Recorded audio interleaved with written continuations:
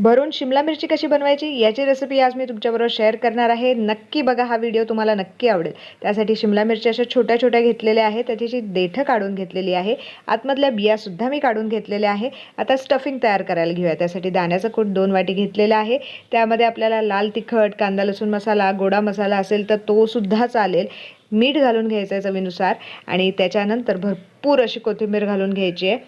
थोडंसं आपल्याला यामध्ये तेल घालायचं आहे आणि छानपैकी हे स्टफिंग जे आहे ते आपलं तयार होणार आहे। अगदी सोपं रेसिपी आहे। तुम्ही जर हे स्टफिंग तयार करून ठेवलं तर अगदी काही वेळातच ही रेसिपी तुम्ही करू शकता। सगळ्या मिरच्या ज्या आहेत त्या या स्टफिंगने भरून घेणार आहोत आणि त्याच्यानंतर आपण याला फोडणी करणार आहोत। त्यासाठी 2 चमचे तेलामध्ये जिरे, मोहरी, हळद, हिंग, कढीपत्त्याची पानं घालून घेणार आहोत।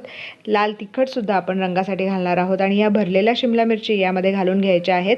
थोडंसं पाणी घालून घ्यायचं आहे आणि वाफवायला ठेवायचे आहे। मध्ये मध्ये आपल्याला हलवायचं आहे, कोरडं पडून द्यायचं नाही आहे।